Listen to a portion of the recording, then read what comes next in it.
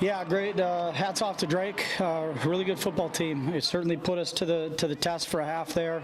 Really effort-filled group, well-coached group. Definitely got us on our heels a little bit. Start the football game after bye. Proud of our football team. Winning in the playoffs is difficult, no matter what the situation is, and to come out with a win.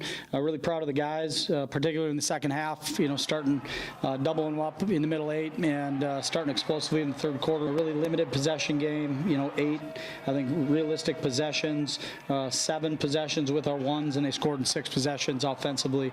Got some things to clean up defensively. Drake did some good things and put our guys in some situations where we had to be really sound and communicative, and I think early in the game didn't do a great job of that, but great job of that staff getting it shored up in the second half. So all in all, good performance for our group. Certainly one we can build on, and any way you can get a win in the playoffs, we'll certainly take it.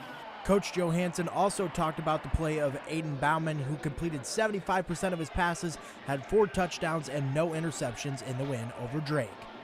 Yeah, Aiden's just got just a professional demeanor to him all the time. Nothing different than he's been all year.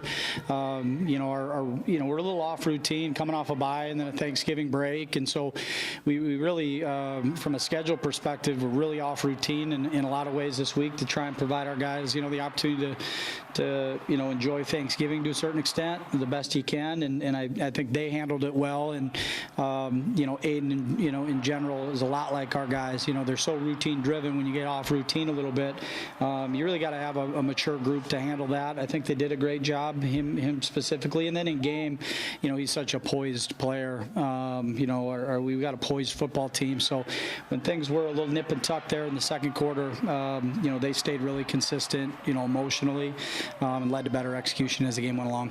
Coach also gave his initial thoughts on their next matchup, which is against Mercer down in Georgia. Yeah, I mean, we've got to play. We've got to play better. I think as we get into the tape more of Mercer and what they're about, we've got to make sure we really tighten up game plans. We'll get back on our normal routine, which will be nice. And it's hard to say exactly the way we're going to need to attack that football team, but it's going to be within our identity. That's what's made us successful to this point. We're going to do it with physicality and sound football, and we're certainly not going to beat ourselves when we go down there. You won't see a Coyote team that's out of character down in Georgia next week.